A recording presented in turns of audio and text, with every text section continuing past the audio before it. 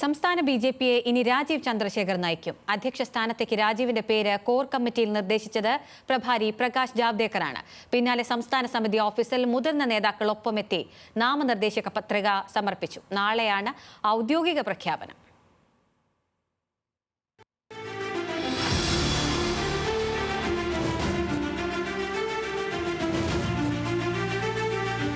കേരള ബിജെപിയിൽ ഇനിയാണ് മാറ്റം. പരിചിത മുഖങ്ങളുടെ ചാക്രികതയിൽ നിന്നുള്ള മാറ്റം നടപ്പാക്കിയതാകട്ടെ കേന്ദ്ര നേതൃത്വം നേരിട്ടിടപെട്ടു. നിർണായകമായ കോർ കമ്മിറ്റി യോഗത്തിൽ രാജീവ് ചന്ദ്രശേഖറിനെ പുതിയ അധ്യക്ഷനാക്കണമെന്ന നിർദ്ദേശം കേന്ദ്ര നേതൃത്വം അവതരിപ്പിച്ചു.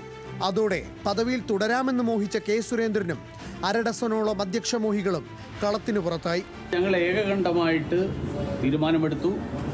ഒറ്റക്കെട്ടായി ഭാരതീയ ജനതാ പാർട്ടി ഇനി വരാൻ പോകുന്ന തദ്ദേശ സ്വയംഭരണ സ്ഥാപനങ്ങളുടെ തെരഞ്ഞെടുപ്പും നിയമസഭാ തെരഞ്ഞെടുപ്പിന് വേണ്ടിയിട്ടുള്ള തയ്യാറെടുപ്പുകളിലേക്ക് കൂടുതൽ ഊർജിതമായിട്ട് നീങ്ങും. ബാക്കിയെല്ലാം സാങ്കേതികത മാത്രം. കേന്ദ്രമന്ത്രിമാരായ സുരേഷ് ഗോപിക്കും ജോർജ് കുര്യനും മുതിർന്ന നേതാക്കൾക്കുമൊപ്പം സംസ്ഥാന കമ്മിറ്റി ഓഫീസിലെത്തി രാജീവ് ചന്ദ്രശേഖർ നാമനിർദ്ദേശ പത്രിക കൈമാറി. നാളെ രാവിലെ 11 മണിക്കാണ് പുതിയ പ്രസിഡന്റിന്റെ ഔദ്യോഗിക പ്രഖ്യാപനം. നാളെയാണ് ഒഫീഷ്യലായിട്ടുള്ള സംസ്ഥാന അധ്യക്ഷൻ്റെ പ്രഖ്യാപനവും മറ്റും നടക്കുന്നത്. നാളെ വിപുലമായിട്ടുള്ള സംസ്ഥാന പ്രതിനിധി സമ്മേളനം വിളിച്ചിട്ടുണ്ട്. വിശദമായിട്ട് നാളത്തെ യോഗത്തിൽ പുതിയ പ്രസിഡന്റും പഴയ പ്രസിഡന്റും നാളത്തെ യോഗത്തിൽ സംസാരിക്കും. നാമനിർദ്ദേശ പത്രിക സമർപ്പണത്തിനെത്താൻ വൈകുന്നതിനെ ചൊല്ലിയുള്ള വിവാദങ്ങളോട് അതിനിശിതമായാണ് ശോഭാ സുരേന്ദ്രൻ പ്രതികരിച്ചത്. എന്നെ ചില പ്രത്യേക തൽപര കക്ഷികൾ ടാർഗറ്റ് ചെയ്യുന്നുണ്ട്. അപ്പോൾ ശോഭാ സുരേന്ദ്രന് എന്തെങ്കിലും തരത്തിലുള്ള ക്ഷതമേൽപ്പിക്കാൻ സാധിക്കുമോ എന്ന് റിസർച്ച് ചെയ്യുന്ന ആളുകളുണ്ട്. ജനങ്ങളുടെ ഹൃദയത്തിനകത്ത്, വീടുകൾക്കകത്ത് കോർ കമ്മിറ്റിയിൽ ഞാനുണ്ട്. കേരള നേതൃത്വത്തിലേക്ക് രാജീവ് എത്തുന്നത് ഇരട്ട ദൗത്യവുമായാണ്. ടെക്നോക്രാറ്റ് എന്ന നിലയിൽ BJP ഇതര വോട്ടുകൾ സമാഹരിക്കണം. അതോടൊപ്പം ഉത്തരേന്ത്യൻ മോഡലിൽ തീവ്ര ഹിന്ദുത്വം പറഞ്ഞ് സോഷ്യൽ എഞ്ചിനീയറിംഗ് നടത്തണം. അതിന്റെ റിസൾട്ട് തദ്ദേശ നിയമസഭാ തെരഞ്ഞെടുപ്പുകളിൽ കാണിച്ചു കൊടുക്കുകയും രാജീവിന്റെ ഉത്തരവാദിത്വമാണ്. രാജീവ് തലപ്പത്തെത്തുമ്പോൾ പ്രത്യേകതകൾ ഏറെയാണ്.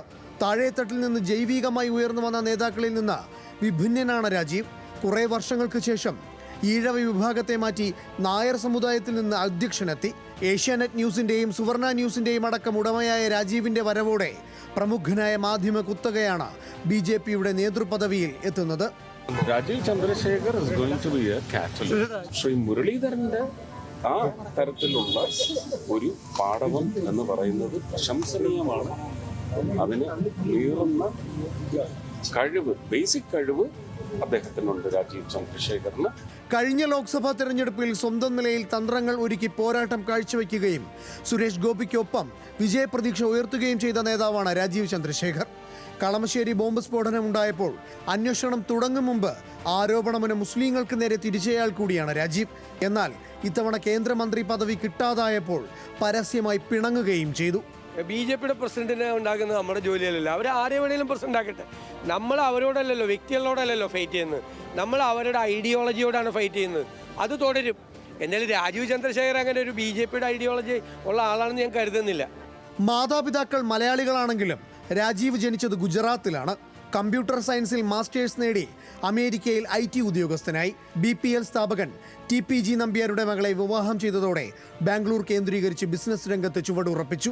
1994 BPL മൊബൈൽ സ്ഥാപിച്ച് ടെലികോം രംഗത്തെ പ്രബലനായി. 2025 BPLിലെ ഭൂരിപക്ഷം ഓഹരികളും വിറ്റ് ജൂപ്പിറ്റർ ക്യാപിറ്റൽസ് എന്ന കമ്പനിക്ക് തുടക്കമിട്ടു. ഈ സ്ഥാപനം വഴിയാണ് ഏഷ്യാനെറ്റ് കമ്മ്യൂണിക്കേഷൻസിൽ അടക്കം നിക്ഷേപം നടത്തിയത്. 2006 BJP സഹായത്തോടെ രാജ്യസഭയിൽ, രണ്ടാം നരേന്ദ്രമോദി സർക്കാരിൽ IT സഹമന്ത്രി. കഴിഞ്ഞ ലോക്സഭാ തിരഞ്ഞെടുപ്പിൽ തിരുവനന്തപുരത്ത് ശശി തരൂരിനെ വിറപ്പിച്ച ശേഷമാണ് കീഴടങ്ങിയത്. അതുകൊണ്ട് LDFനും UDFനും ഇനി നേരിടേണ്ടി വരിക പുതിയ BJPയെ ആകും. അദ്ദേഹം എന്ത് നിലപാട് സ്വീകരിക്കുന്നു എന്ന് നോക്കാം. അതിനനുസരിച്ച് അഭിപ്രായങ്ങൾ പറയുന്നതായിരിക്കും ശരി. അപ്പൊ കഴിഞ്ഞ കാര്യം വിലയിരുത്തല്ല, കെ സുരേന്ദ്രനെ സംസ്ഥാന അധ്യക്ഷനായിട്ട് എങ്ങനെ വിലയിരുത്തുന്നു? ഇനി അതിന്റെ പ്രശ്നമില്ലല്ലോ. അദ്ദേഹം കൊണ്ടുവരുതാത്തത് കൊണ്ടല്ലേ അദ്ദേഹത്തെ അവർ തന്നെ ഒഴിവാക്കിയത്. പിന്നെ ഞാനതിനെന്ത് പറയാനാ? കർണാടക രാഷ്ട്രീയത്തിന്റെ സർവ്വതന്ത്രങ്ങളും കരസ്ഥമാക്കിയ രാജീവ് ചന്ദ്രശേഖറിന് ഇനി നേതൃത്വത്തിന്റെ പിന്തുണ ഉള്ളതിനാൽ സാധ്യതകൾ ഏറെയാണ്. അന്തഛിദ്രം ശിഥിലമാക്കിയ സംസ്ഥാന ഘടകത്തിൽ നിന്നുള്ള വെല്ലുവിളിയും ചില്ലറയായിരിക്കില്ല. ന്യൂസ് മലയാളം, തിരുവനന്തപുരം.